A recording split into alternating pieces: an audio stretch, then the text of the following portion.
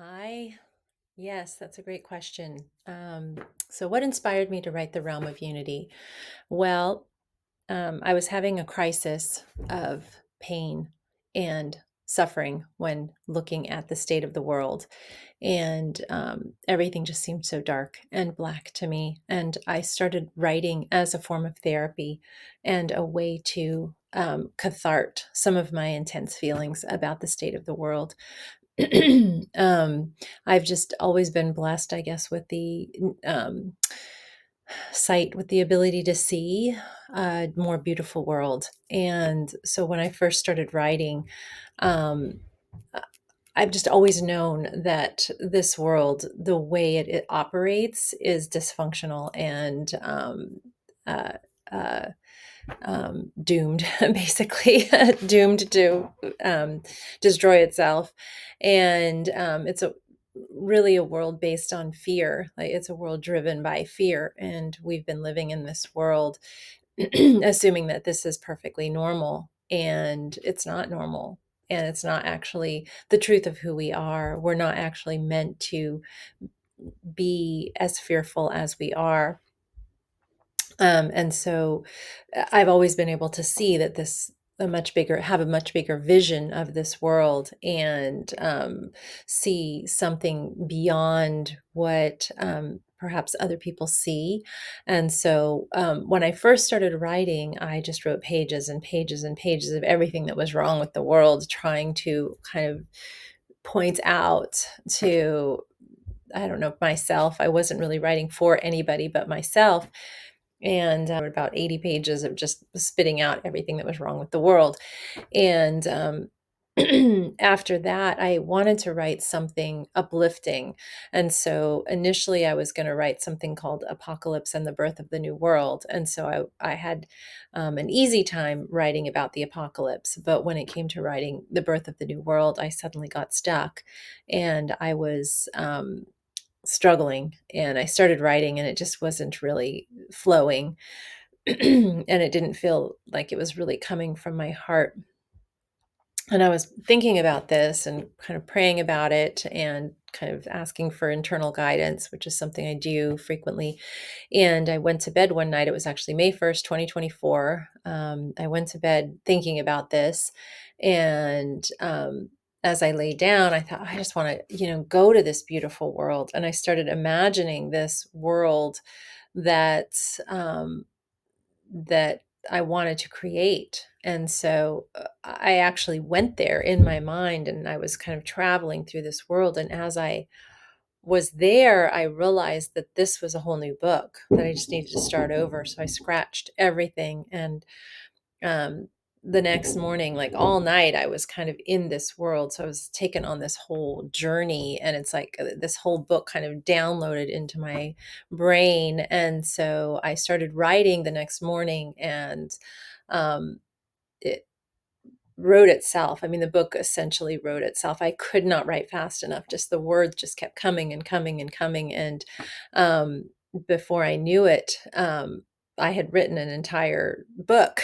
And so it happened so fast. I actually had to download a dictation program. And as I drove back and forth to work, I would hit record and just transcribe. I would just speak the words and it would transcribe it all. And then I would go home and edit it. And so it took me only 3 weeks to get the first rough draft of the entire novel. It just came from my deep despair of, the pain of the world. So that's what inspired it. And um, so how would I describe the world of the realm compared to our current world? Completely different. It's a world that is based on love, and it is not driven by fear. And so, if people really, really recognized how so many factors are driven by fear, it would literally shake you from the core, which it did for me too, when we realize how much of our lives are driven by fear.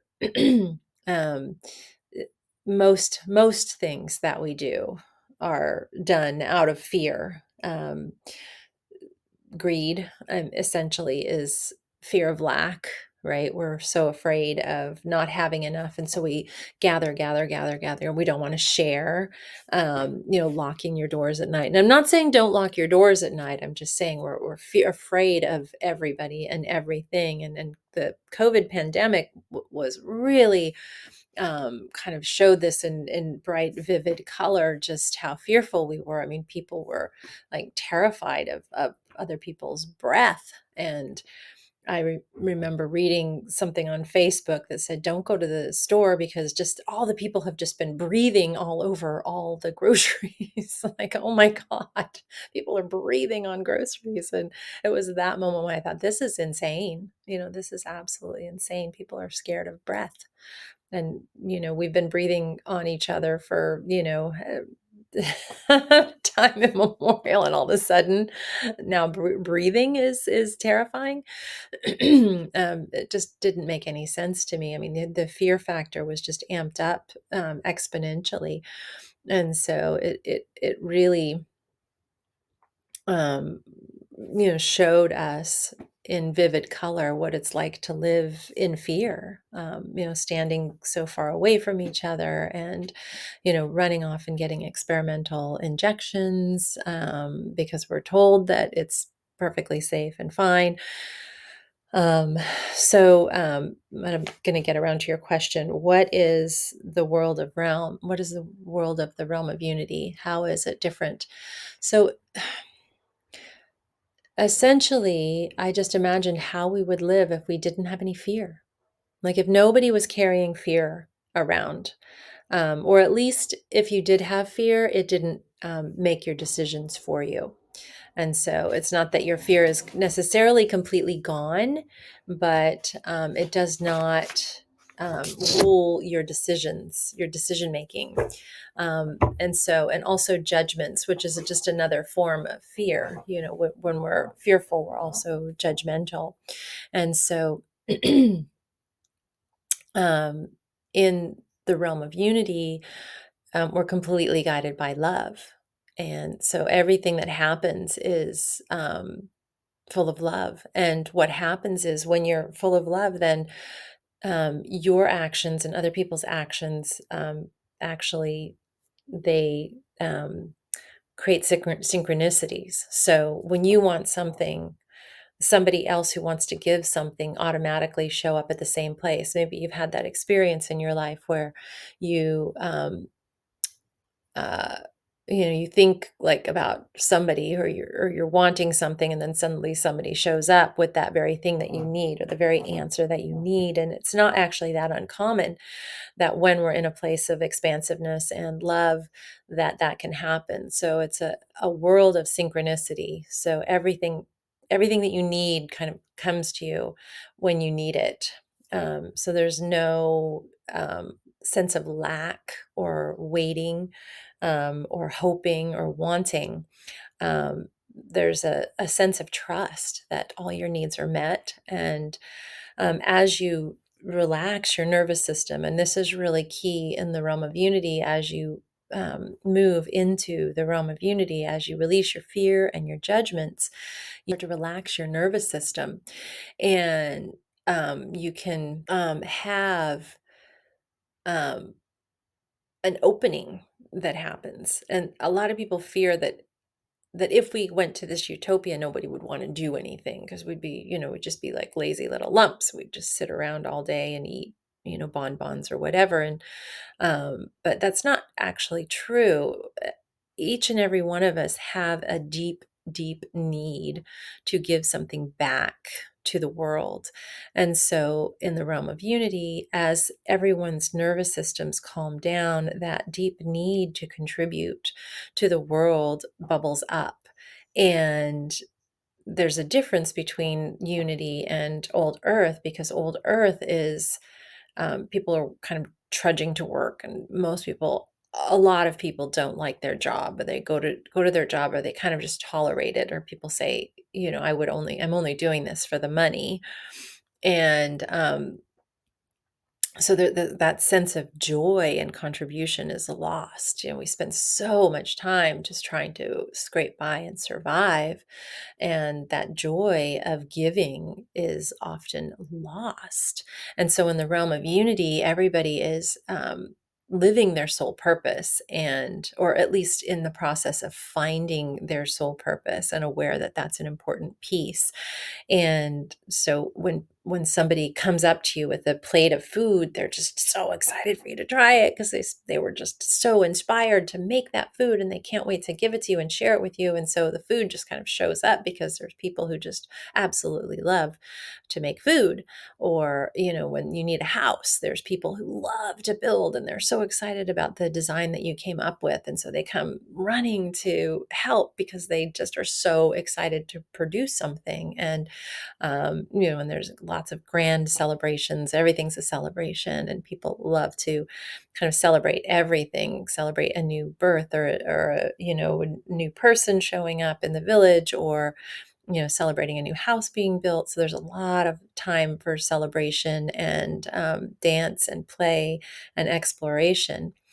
And one of the most exciting things that happens in unity is that, as people relax and people are sharing their gifts with the world, they start to develop the possibility of opening up their psychic gifts. So, telepathy is kind of the first one that actually many people already here on old Earth are already developing. They develop this ability to telepathically connect with other people, and they that is something that is um, just across the board, pretty much in unity, is pretty much everybody's telepathic to some degree or another. And those skills grow as you practice them. And so people still speak, but you can't actually lie because other people would know it immediately because they can feel your intention.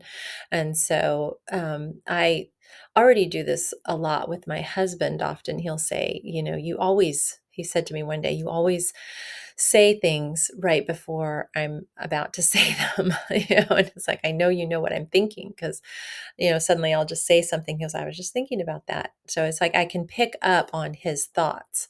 I can pick up on when there's some incongruence, like something doesn't feel right. If somebody's speaking something and it's not actually in alignment with what they're thinking inside, I can feel it. And so in unity, you can't lie, which for many people, that would sound very uncomfortable because a lot of people rely on lying to get through life.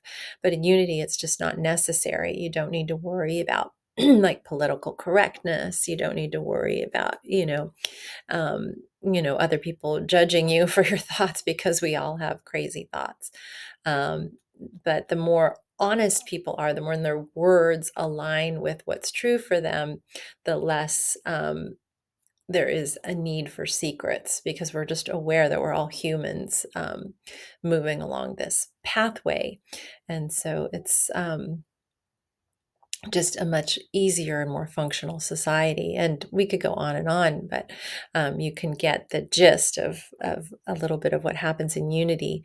So telepathy is just one of the skills that people will acquire. And then it gets really exciting because you can start to play around with, changing your body with your mind. I mean, we can already do this to some degree or another. I have healed my body just with my thoughts. And Joe Dispenza is teaching a lot of people how to do this and changing their body with their thoughts. And so we actually have tremendous amount of power and the ability to change our body. And in the book, it goes even further, and people can actually morph and change their hair, change their skin color, and change, how their body is bigger or smaller, or younger or older, or whatever.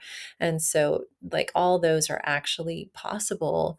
Um, and as soon as one person is capable of doing something, then it becomes possible for everybody else. And so we start exploring these other dimensions, things like telekinesis, moving things with our mind, or even teleporting, much, much more difficult, or flying even. So, and it just sky's the limit. I mean, anything is possible. And so we just start to explore the realm of infinite possibility. So when you get to unity, it's not the end, it's actually the beginning. And this huge, amazing kind of world of possibility suddenly opens. And this is not pie in the sky. This is truly who we are as infinite beings. We have forgotten who we are. We have been living as if we are not infinite beings. And it has been reinforced constantly by, advertising and media and movies and even religion, have kind of made us believe that we're these small little fear boxes. This is all we are, but it just isn't true. I mean, we are these absolute infinite beings who are capable of anything, and on some level we chose to come here and experience limitation, and now we are more and more understanding that we are so much more than that, and that we are here to rediscover the truth of who we are. And I wish you all so much love.